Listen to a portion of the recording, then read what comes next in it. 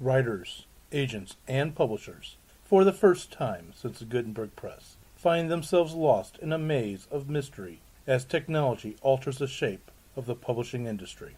Searching for Answers is a group of writers throwing pop culture, writing, and publishing into a crucible of clarity, passion, and humor. This group is the Write Pack.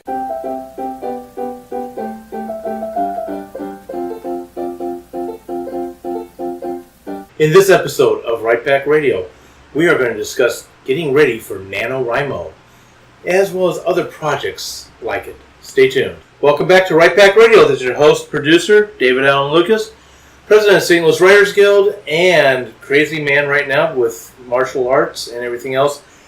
I will have notified a couple of other people who have given me some projects to work on. I am hanging up my voiceover and voice acting for a while because I've gotten pulled into other directions. I had to drop something. So, with me today is my lovely co-host. Hello, my name is Kathleen Kayembe. I write speculative fiction. You can find my work in the Best Science Fiction and Fantasy of the Year, Volume 12, and in the Best American Science Fiction and Fantasy 2018. I also write romance, queer romance, as Kaseka and Vita. Excellent. And also with me today is my lovely wife. I'm Melanie Lucas. I made this announcement earlier, but it didn't get recorded properly, that I'm going to try and I'm making a commitment. I'll try and get the first draft of my novel done by the end of November. Now, I'm not starting on it. It is 2/3 done already, so maybe I'll be able to achieve it. But it's the word goal. It's not the beginning ending. Right. And we'll talk also, about watch your committed language. You're committing to it. It's not you will try. Do or do not. Remember Yoda. There is no try. More on this coming soon with this conversation. You say that you will get it done. And also with us today, who's right now, jumping all over Melanie on this. I'm just trying to encourage my fellow writers. Yes, my you name are. is Jennifer Solzer. I'm a children's book author and illustrator.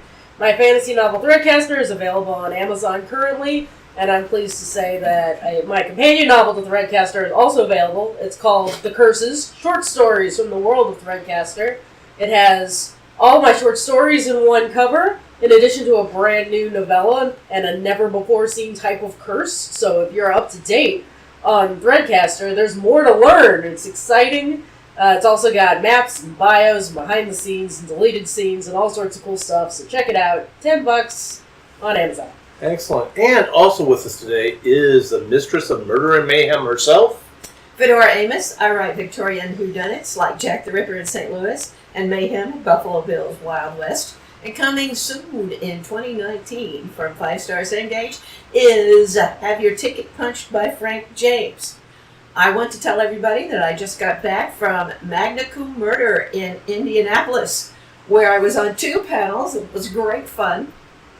One was called The Miss of Time, which was, of course, about historical mysteries, which I love, and the other, Women in a Man's World, which talks about my character right down to the ground.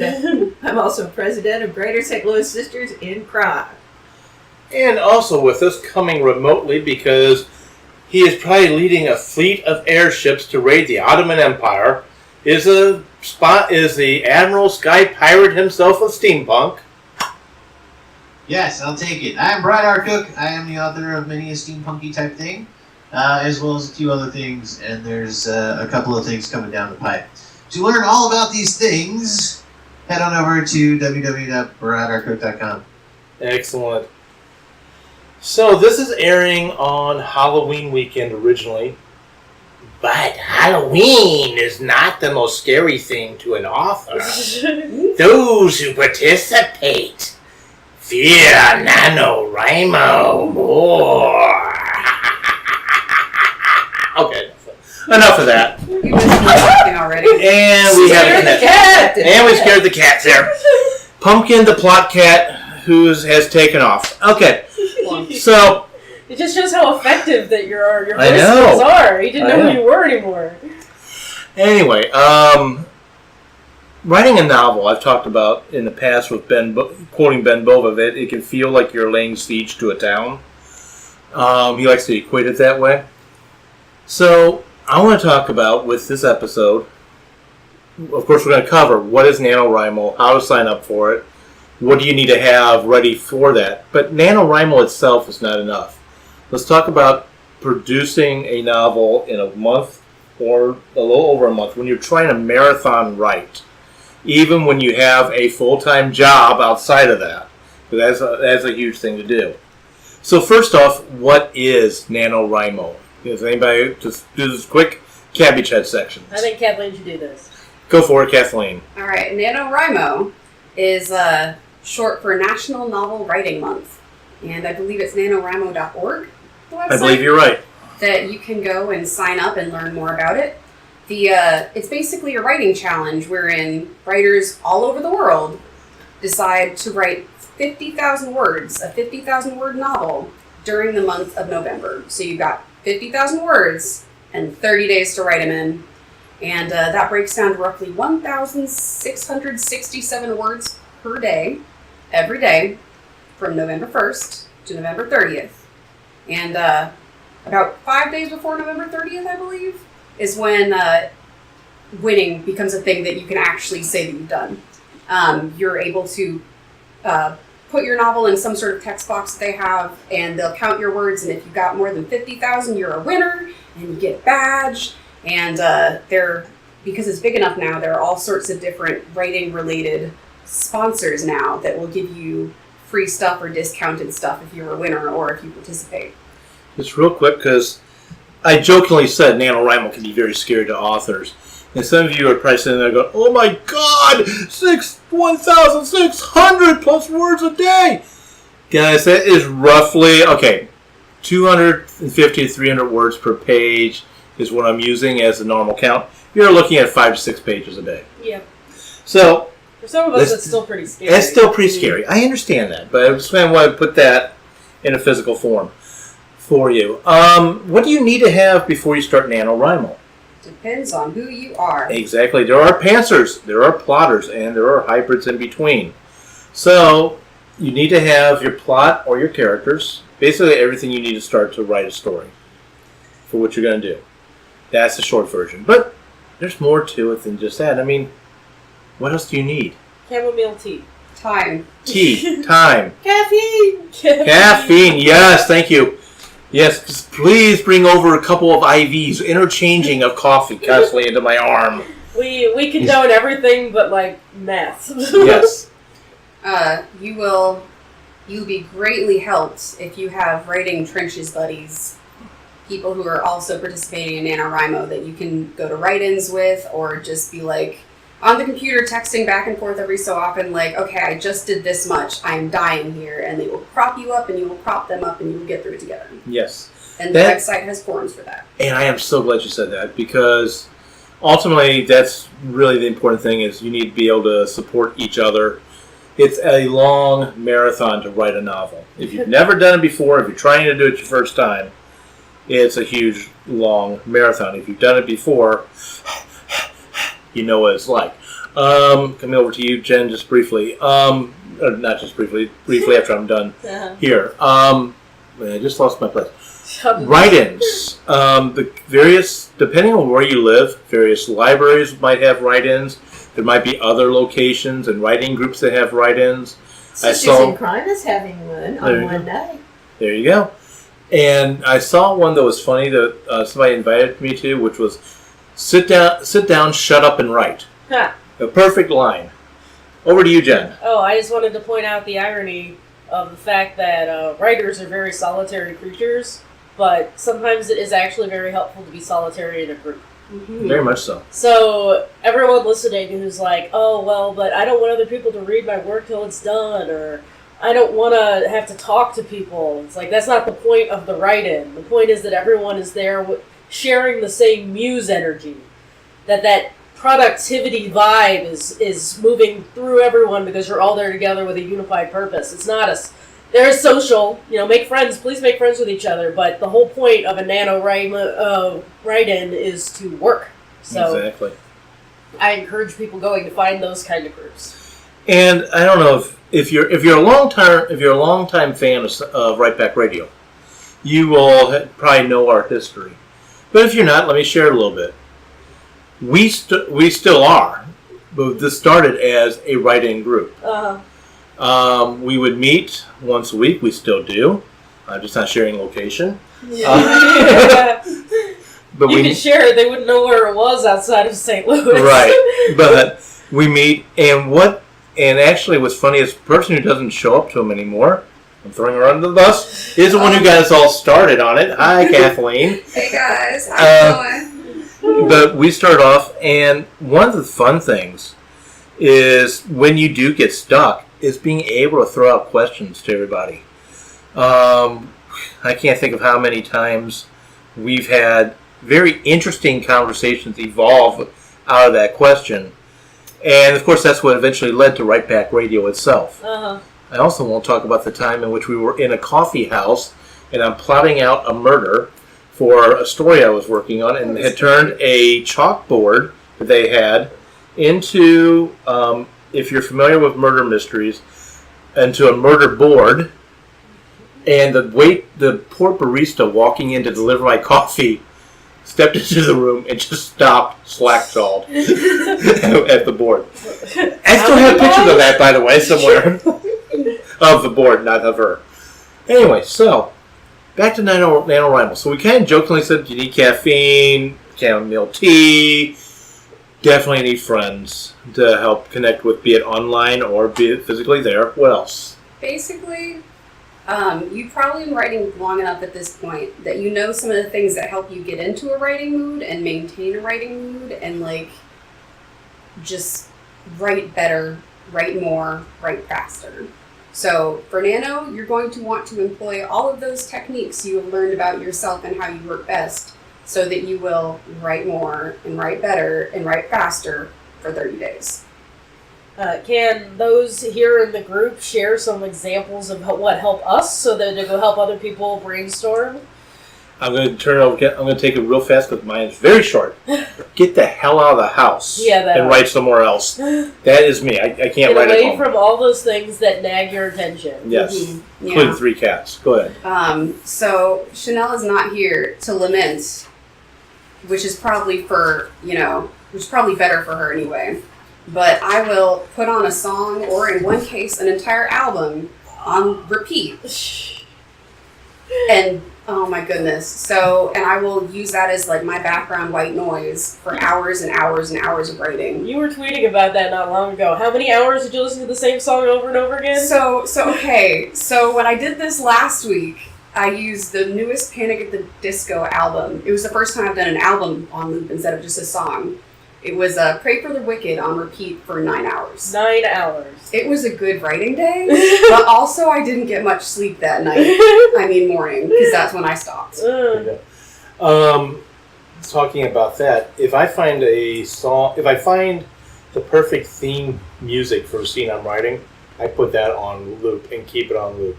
I don't care if it's only a 3-minute piece of music, over and over and over until that darn scene is done.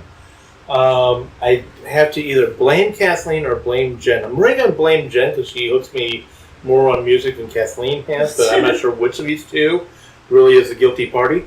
But thank you for introducing me to 2 Steps from Hell. That was me. That was you. Okay, so Kathleen claimed it. Immediate music. Back in the day. Yeah, immediate music, Radiohead, etc. I write when I write to theatrical music.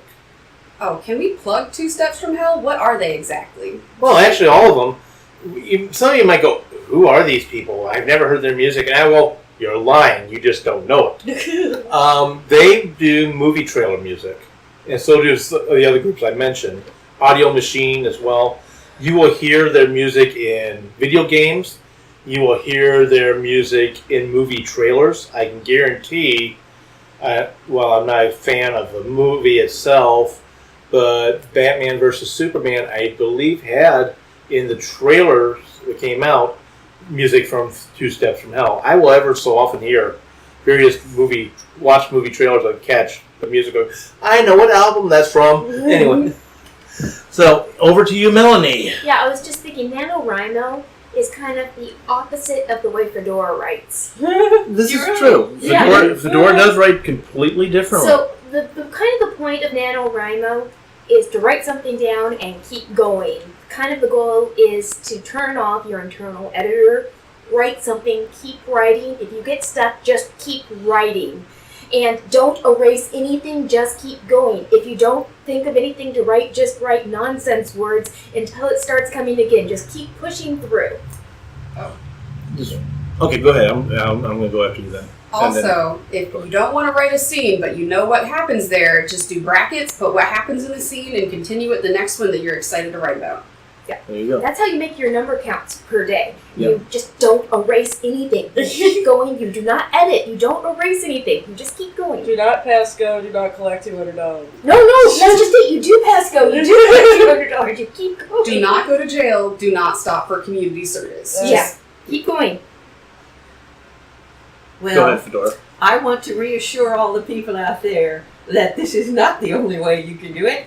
It is far from what I do, and I think I would probably quit writing before I would even try such a scheme as that, because it is the opposite, I think, of being thorough and detailed, which is something that I want to do, that I prize, that I think is all about what I write. So, I will go to NaNoWriMo night at Sisters in Crime. Will I write anything? I'll probably do some contest entries or something else. One of the things, Kathleen, you're going to be next. One of the things that NaNoWriMo does, that method does, is it tries to prevent you from having doubt about what you're writing, which has been one of my big things recently. And I posted, and Jen knows what I'm about to refer to. My last episode, I talked about my writing being crap. After that, I started rereading a book called, what was it? Sailor and Fiddler by Herman Wouk. It was about him writing his books and so forth, a 100-year-old author. And some of the stuff he said in there was like, yeah, okay, fine, you kicked me in the pants. Including, what I loved was part of the opening, is he's talking about how there was this book he didn't think he had in him to write. He didn't think he had the ability to write it. And as he is writing this current book, Sailor and Fiddler, he's holding that published novel in his hand. So with that, over to Kathleen, then I believe I've got a dovetail here coming from Fedora, then Jen. So Fedora did mention, like, you like to be thorough when you write. So I just want to put a disclaimer out there. You can be thorough and you can be detailed and you can write amazing prose, but Nano is a rough draft and not necessarily the time to worry about that. When you finish your Nano novel, do not immediately send it off to anyone. That is a bad plan. That is a very, very rough draft. You've written it very quickly. You need to have time to set it aside and then come back to it and then revise it and turn it into something Fedora would be proud of. Okay, let me pause this here for a second, because you just hit some huge juicy pieces that I am coming right over to Fedora. I'm not saying this is why agents shut down in December. Because you don't have to. But it really is. Please, whatever you do not instantaneously send off your NaNoWriMo novel to an agent. Or to get it self-published right away. Walk away from it, take some time, go back. That's what rewriting is for, people. All right, I am done there. Moving on to Fedora, I've got Brad, who's got a dovetail. Am I correct? Brad just nod perfectly. Brad, and then Jen. is awesome. So, please, Fedora. Brad is gorgeous. Well, I see here, guys. this as a reason to do NaNoWriMo. It is that impetus, that some people need to get started, because they are procrastinators born and bred, and they procrastinate and they don't do, and they say I have a great idea, but they never start it, and this may get them started. And one other thing I would add, Jennifer Cruzy, who is a very fine romance writer, written many, many books, and is highly praised, What she says is, I can fix a bad page, but I can't fix a blank one. Yeah. Agreed. Um, Well, I've got Brad has a dovetail first, so Brad, then Melanie, then Jen. Go for it, Brad. Yeah, so to jump on what Fedora and Kathleen were just talking about, I can't agree more. Your nano draft is not even a first draft. It's a zero draft or a negative draft or whatever you want to call the draft. It sucks really badly. The reason I throw that out is because the whole point of nano, and this has been kind of brought up before, is to not stop. You can even write, I have no idea what to write, and that's going to be fine for that little section right there. But the point is just to keep writing and not stop writing and to get every idea you have and force it into 50,000 words. I would say to that that they are not bad novels. Many nano novels actually go on to become best-selling books. You wouldn't know it how many big authors actually kind of participate, even if they don't sign up and go online. I know a ton who actually take October, November to do most of their writing for that year. So anyway, just putting it out there to remind everyone that it is not a first draft. It's not a draft. It is a long series of really good notes and stuff to be edited later. We should really have like editing December or something. There you go. I like that. December. I like December. Yeah. Over to Melanie. Yeah, I'm actually pretty far into my novel, like either the combination zero draft, first draft, but I'm just, I just need to finish the draft and go back. So this is my finish the draft, and I don't know if that'll be an additional 50,000 words or not, but this is also my finish this draft and move on to the next draft.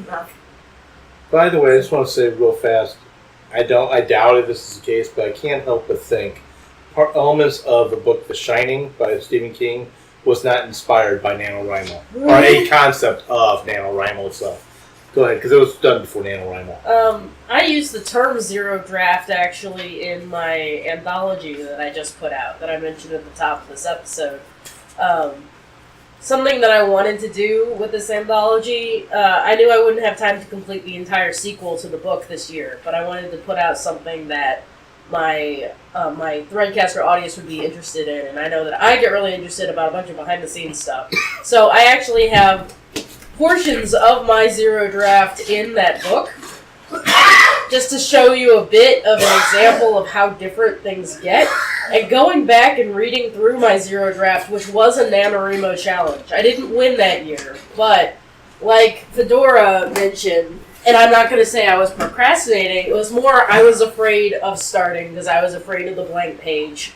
And I was afraid that I hadn't prepared well enough, or that I was gonna mess up, or I wasn't starting in the right place. I had so much uncertainty. At least NaNoWrimo was there to say, hey, it's November 1st. Why aren't you writing yet? You just start writing right now, and I don't care what it looks like. And that sort of permission propelled me into the zero draft that I think I got 25,000 words into it. So that's halfway to the goal. And it was terrible. But there were elements of it that I ended up keeping in my redraft, and having that sort of first step into the pond allowed me to go ahead and continue through the pond. And it took 12 years to finish that book, just working on it in bits and pieces throughout my entire college career and my working life. But it was NaNoWrimo that started it that got me to where I am today. Now I've got a question for everybody. What do you do? I don't know about everybody else, but when I'm pantsing a novel, I will write furiously up to a point, and then I go, okay, what happens next? And run out of gas. What keeps you from running out of gas when you're doing a flash? Now, I will say one thing. I'm cheating because I actually have a partial answer to myself, and it is Ali Peters' book about the chunky method, writing in chunks. If you haven't heard it or you haven't read it, take some time, read it before NaNoWrimo, and allow yourself to feel free to write. Because what it is taking the story that you're working on, breaking it down into chunks. So if you don't have a whole day to write, or you don't have an hour to write, maybe you got 15 minutes. What can you do in that 15 minutes? That's a chunk.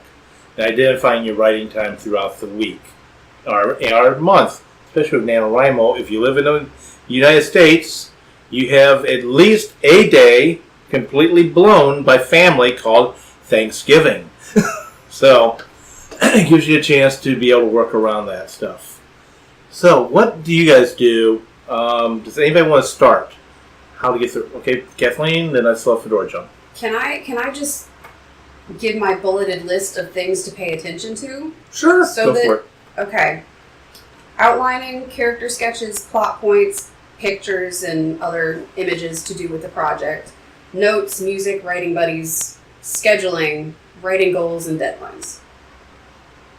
Those are how you don't get stuck in the first place in some sort of order, depending on your process. Gotcha. What about you, Fedora? Well, I didn't do any of those things. But what keeps me going is kind of the opposite of NaNoWriMo, really. Because what keeps me going is that I have in mind the black moments. The things when it looks as though everything is going to hell and there is no solution possible. And I write to that. And that is going to be near the end. And then, of course, I have to solve it.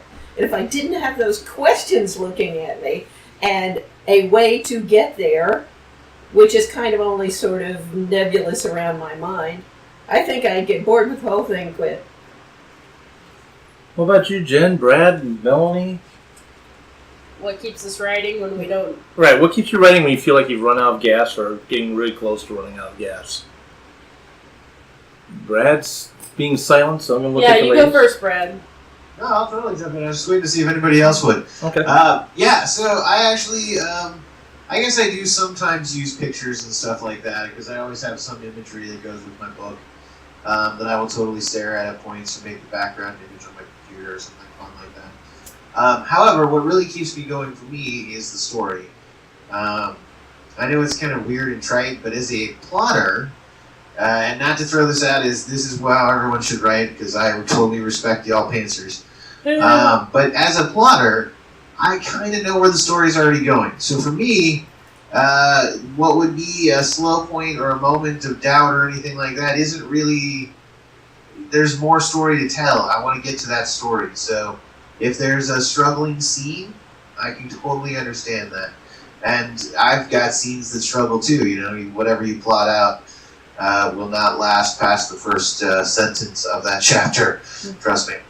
But it allows me to see that and then just move on if I want to. So I tend to write linearly through the book. I don't break it up and write different scenes. I just tend to write the book. So for me, that also means that the climax and the exciting stuff and the whole reason I got into writing the book in the first place is at the end. So it's one of those when you're stuck in the muddy middle and you're writing the same thing over and over again, or at least that's what it feels like. Then you know that ahead of you is the exciting conclusion and all the good bits, and that's the fun stuff to get to. So I kind of really enjoy the anticipation of writing those scenes. So that will propel me through a huge chunk of is this good? Is this bad? I don't know. And then I'll figure all that out once the draft is done, because I am a big firm believer and I have to see the whole book before I can know what really needs to come out of it. What about you, Jen? It might be counterintuitive, but a really good way for me to keep writing is actually to go take a walk, or go to the gym, or do something that is not staring at a computer, is not dealing with words, something physical. Clean your room. It's the only time that my bathroom was ever actually clean, is when I'm having writer's block. Because sometimes it's not so much, because I'm also a plotter, it's not so much that I don't know what's going to happen next, it's that my brain has stopped, the gears are stuck. Right. And it's because I'm tired. It's like my words are tired when my heart is still in it, and that's the frustrating bit. is my heart wants to keep going, but my words aren't coming out anymore. It's like, well, you need to give your words a rest, go for a walk, take a nap, do something else. Brad and then Kathleen. I would totally agree. My dishes get done when I need to take a break from writing. That is like the best time to go do housework. And part of that is actually like, using science and stuff. Because the minute your brain takes over the physical functions of your body and starts doing actual work, we all know this, the other chunk of your brain will start to wander off and think about other things. And that is a really great time to then let your mind kind of muddle through scenes and all that good stuff while you're, focused on cleaning up. So It's the I reason am why a you're huge good ideas proponent from of the show. clean your house when you need a quick break. It's a good way to get that house cleaning in. There you go, Kathleen. So Julia Cameron in her book The Artist's Way, in that series about unlocking your creativity, suggests going out on walks every day if you possibly can, and going on things called artist dates, where you just go and you experience something by yourself that is new and exciting to you and that makes you feel wonder or joy and just makes you curious. And one of the reasons she has you do that is to do what she calls refilling the well. We all write from things we have taken in. Things that we have seen and experienced are all incorporated into our writing. And sometimes when writing's going really well and suddenly all the words dry up, it's because you need to refill that well. You need to go out and experience more so that you will have the words again. So I can totally see why you would go on walks. Like, going on walks is amazing for writing. They're great. Brad, back to you. I would also throw out that food, or I shouldn't just say food, but whatever energy you need. Writing, I truly believe, eats up more calories than we think. It does. Probably mostly in my brain power that's being used or whatever, but maybe in the fingers flying, that kind of thing. Right. But the reason I say that is one of the things I find is that if I'm writing for many hours at a time, I mean, when am I going to be working and I know that I'm spending the next 8 hours doing this or something like that, maybe even just 4 hours. The point is that you have to, one, stay hydrated, so get something you like to drink or whatever, and two, at some point during that time, because you might eat beforehand, but sometime during, try and eat something too, because your brain needs all that energy to keep going. So, I'm just a big proponent of trying to keep the fuel in the car. This is not permission to eat peanut M&Ms the entire time you're writing. Right. This is No, not, yeah. no, you have to be careful because you're also sitting in front of a screen and not really moving very much. So, yeah, watch those. Plus, there's that hand-mouth thing, so M&Ms are bad. Yeah. I'm kind of glad you actually said that, even though you're joking, Jen. Most humor is found in placed in reality. Well, speaking as a diabetic, something I've found recently is that diabetes, when your blood sugar is too high or too low, can interfere with your creativity and your creative output. So for us diabetics, we've got to really watch our numbers. And when you're on these long sieges, those numbers become extremely important. And you need to have something that will distract you away from the idea of putting food in the mouth. Because all you're doing is sitting there typing away. I'm hungry now. No, I'm writing about a great scene about a banquet. All right, moving on. We've talked. Go for it. So I have a complicated relationship with food. Like, if I could outsource my need to eat, I would, because it takes too much time and effort for not enough reward personally, except for my whole body functioning some more. Right. So protein shakes are my friends. Like, if I don't feel like eating, but I know I actually need to eat something for my body to continue functioning well, protein shakes are the greatest thing. Protein shakes, protein bars as well. I'll talk about that. Go for it. Sorry, I didn't mean to interrupt you. But I mean, like, I drink all the things. Like, I have 2 drinks next to me. I generally always have two of something drink-wise. So having protein shakes means I can just set it by me and do the periodic drinking of things that I'm going to do anyway, but I also get a meal out of it, basically. And speaking of that, I'm just throwing out a plug for a product which has, they're not paying me for it, people.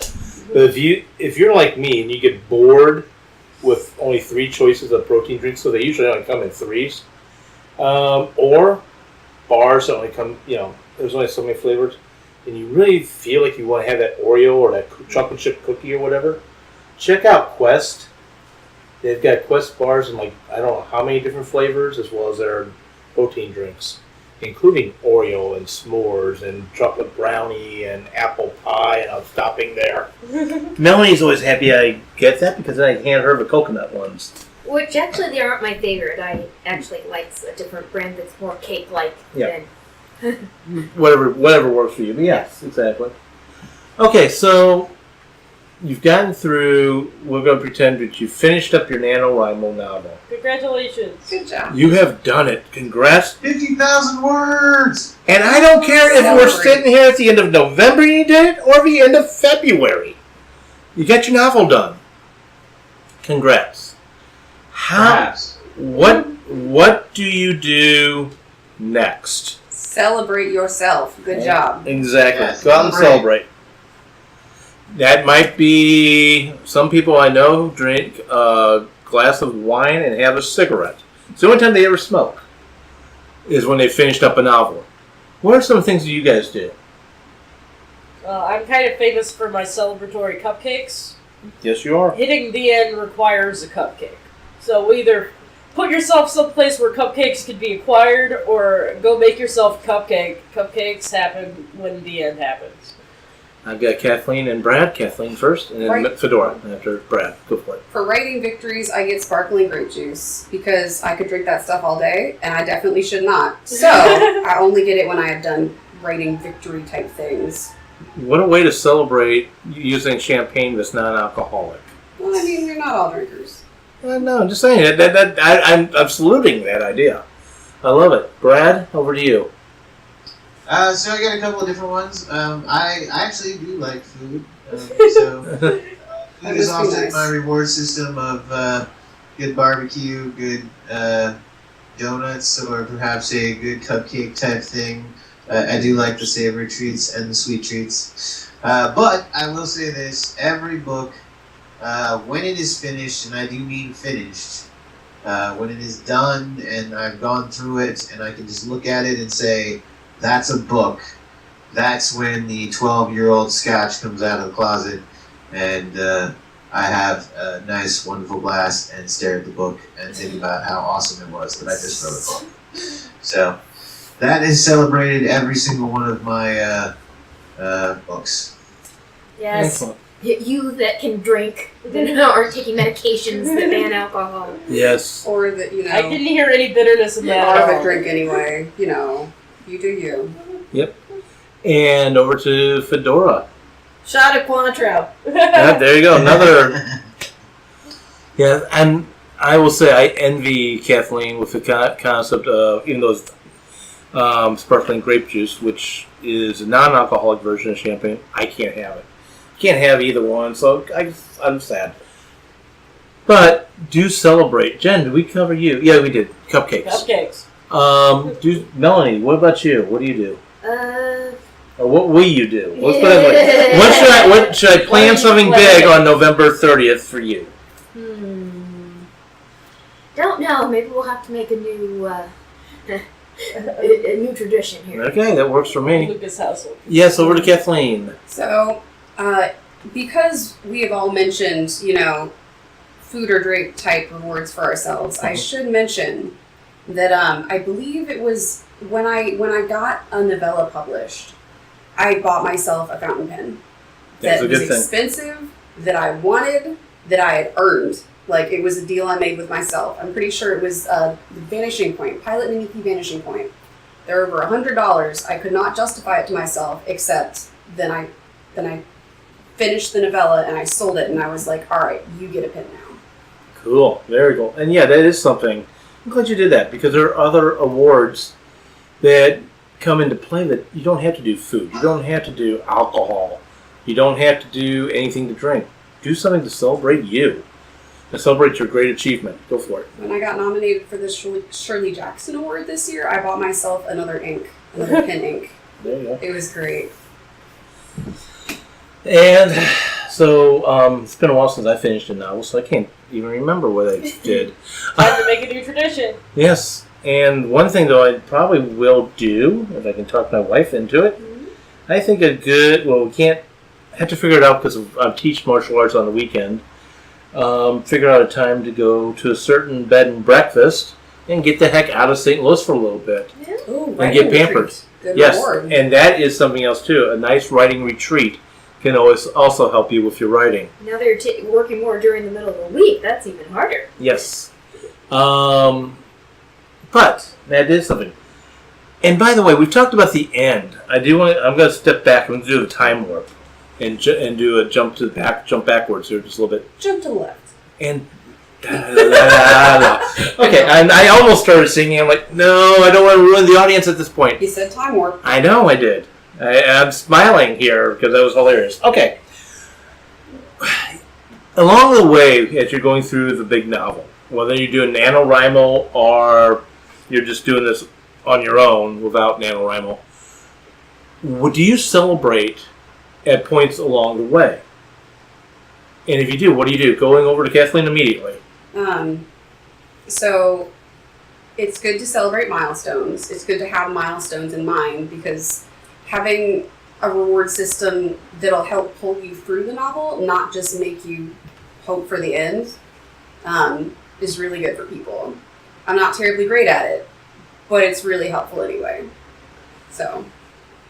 I look at it this way as a carrot at the end of that proverbial finish line, or proverbial milestone line. It's like, I want to get there, I want to get there, I want to get there. Yay, I've got the carrot. Okay, now I can get the next carrot. I will use sparkling grape juice for milestones too. That works. If I do finish something that I have to do by deadline, then I treat myself to something like going to a movie, which I very seldom do, but I will go to a movie if I, for example, get my one level of my edits in on time. There you go. And I'm glad you said that, because while we're talking about the production of the zero draft, the first draft, whatever you want to call it, this idea of rewarding yourself along the way should apply all the way up to and through it getting published. I believe that anyway, because writing a novel is one of the hardest things there is to do. So with that, what have I not covered? We've gotten to the end. We talked about editing a little bit. When do you edit your novels? Do you edit? I've typed the end, which I never typed the end on a story, but I typed the end today. When do I start editing? What do you guys do? Recommend? December. No, So- that is too soon. Okay, so It's a month. Well, you just finished it at the end of November. Mm-hmm. so yeah, I guess Oh, it's no, just, you're right. Sorry, end of November. My bad. So yes, the first of the year. so January is what you're saying. That is the Yeah. earliest. Mm-hmm. So Kathleen, you're saying that's the earliest. What about That's you? What do you actually the do? earliest, yeah. What about you? How long do you let it sit?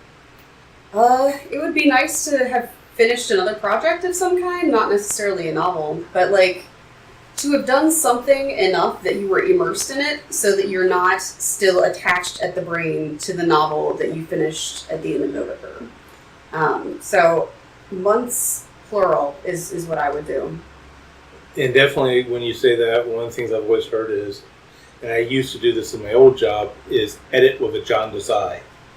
You always want to be able to look at everything extremely closely. Go ahead, Brad, go for it, and then I'm going to see what. So yeah, what else is. what Kathleen said is exactly right. You have to be separated from it. You have to be no longer can it reside within your frontal lobes. It's got to be back in long-term memory before you touch it. However, I would throw out that is a varying time. It has a lot to do with what your brain is. It has been as short as a week for me, but that is a week of vacation that is heavily involved in travel and all that kind of stuff. to the point where when I come back, I no longer feel connected to the project that I was working on. I will say it's usually a minimum of about 3 weeks for me before I can even begin to say this is out of my headspace. But I would throw out that giving it as long as you can is a really good idea. However, most of us write on deadlines, or at least self-imposed deadlines, that I want to get this project done by X amount of time, I want to spend this amount of time editing. So I usually try and just give myself that like month-ish period. But I also firmly believe in start writing something else when you get done. So when it's the end of November and you're finished with this project, throw it aside, write something else at a much, much slower pace, and then that will give you something to do while you wait to edit. Okay, Melanie. Cabbage head question. Why is it so important to get it out of your head to do something else before you edit? And Jen, you just jumped right immediately, so go for it. Well, I was wanting to sort of reframe the idea of giving it distance instead of distance in time. Think of it instead as giving it distance in like physical distance. As a visual artist, it's important for you to be able to draw yourself back from your project because there are errors and changes and problems that you can see from a distance that you can't see when your nose is up close to it. So the point of separating yourself from the work by letting it sit and rest and looking at other things and thinking about other stuff is so that you can come at it with a new perspective and be a little bit more more daring with your edits. You know, it's not you're right there in the weeds with it. You know it intimately. Oh, we'll just change this little thing and that little thing and this little thing and that little thing and this word and that word and this word and that word. No, you're able to step back far enough and you can say, oh, but if I move chapter 3 to chapter 5, everything makes tons more sense. But you're not quite ready to do that immediately following the end of the words portion. Brad, you want to add to that? I do. So, what Jen said is exactly correct. I would rephrase it in the sense of just saying that as creators, we have a certain mindset where we love the project. It is our baby. It is a passion project, and you thinking of it critically, like you think of it in some critical ways, but you are not critically thinking about it. So you need to leave the creator brain behind. Leave the side of your brain that came up with all of this, that is so passionate about it and all of that. That needs time to kind of, plateau, which then allows the critical brain, which you use on everything you do in life, from every movie we see, every book we read, to everything like that, of tearing it apart. You can't do that when it's your baby and it's your love of your life. You just can't shred the thing.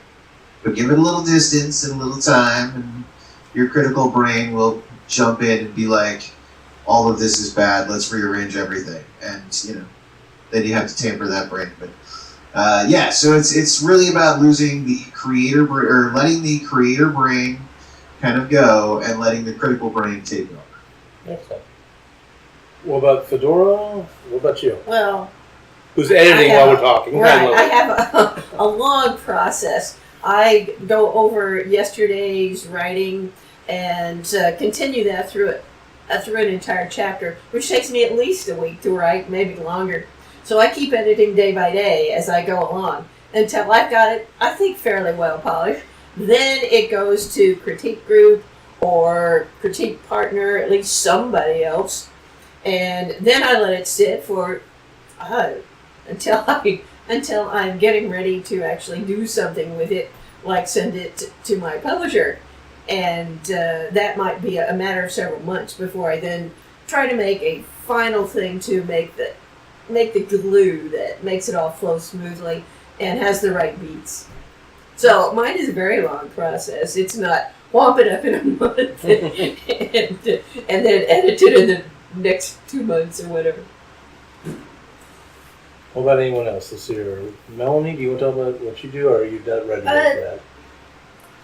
A little bit of both. I was finding I've written shorter works and finished shorter works, but I was having trouble and still am having trouble getting done a novel. And so what I did is I ended up chunking it up. In fact, what I'm planning to get done at the end of November is actually, it'll be a complete novel, but it's about a third of the plot of my original story idea. So it's like a whole lot less plot. So it's write this section of it, and then once this section is done, go back and start editing that section of it. And you're right about needing the distance. Brad. So for me, and this is when I know that I have reached this critical point. So Stephen King talks about killing your darlings, and as many other authors have talked about killing your darlings. That is very hard for me to do through the writing process because I'm so into it and I love it and everything like that. And I find the first edit passes through. It can be difficult, but there will reach a point when I will look at an entire page and go, why is this here? And strike it all out and not look back and not care that that was great writing and that was an awesome, cute scene and all of that good stuff. I no longer care. It was not needed for the story. It wasn't needed for the plot. It was screwing up the pacing. Who knows the reason why? But that's when I know that I have now reached my editor brain and I am fully capable of just getting rid of, really cutting down the book. And that can actually take some time. To give you an example, I finished my last book, the writing of it in early August, and sent it to my critique group, and then I've also been going back to the beginning because obviously it took me a while to write the book, so the beginning of the book is not as fresh as the end of it. But just being back from vacation is what did it for me, to really have separated myself from the book, and that was 2 weeks ago. And the majority of the real just strategic edits of ripping stuff out has all been in the last 2 weeks. Cool. Back to you, Fedora. Waste not, want not. All those outtakes may be useful some other time. And I'm not saying that you can ever use them as is in anything, but if you read them sometimes, and you'll find a germ of something that you can use that may be an inspiration. So now and then I do read my outtakes. I have a file of them, and sometimes I find a use for at least part of them. So never throw anything away altogether. No, I never throw anything away. I keep a draft of every version of my draft. Oh, I don't do that. So, yeah. Like, I'm currently on version 5 of my my current book. And I have all the previous versions. So, yeah, I never throw away anything either, because you never know when you might need it again. I went ahead and put my outtakes in their own book. That's true. Yeah, exactly. There you go. I did that. Kathleen, and then back to Jen. I keep a record of each draft too, so I have a copy of each draft as I go through them. And I started because of Jennifer actually and Threadcaster. I started keeping a graveyard graveyard file. That's all the stuff that I'm cutting out.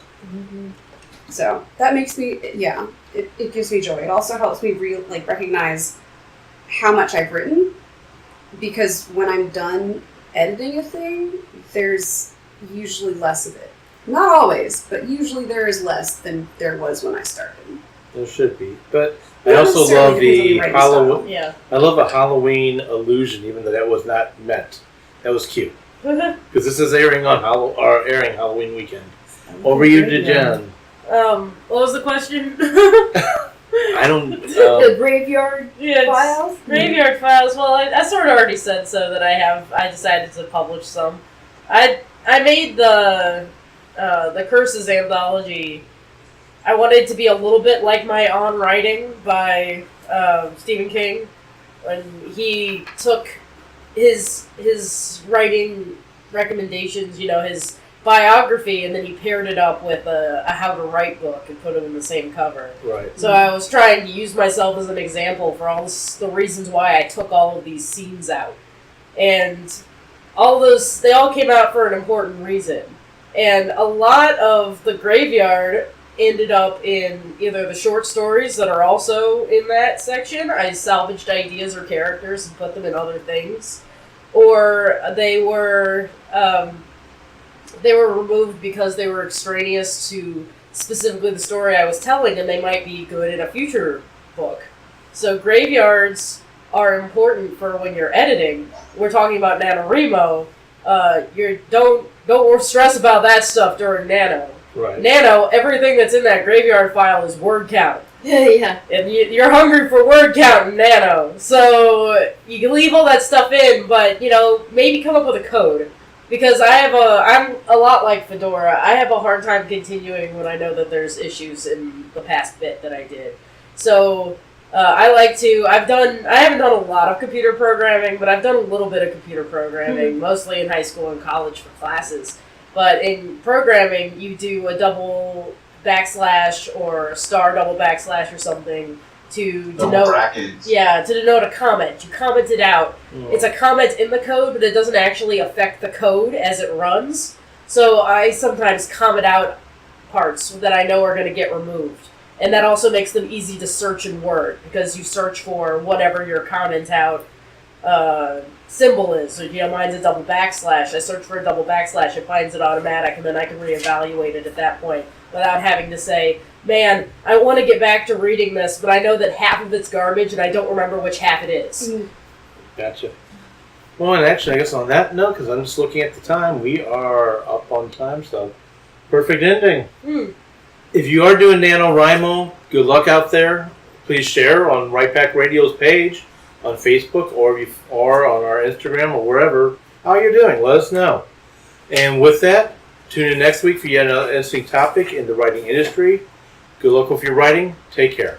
And subscribe or share with your friends all these episodes. Take care. The new theme songs for Right Pack Radio were written and performed by Meredith Tate. All copyrights remain with her.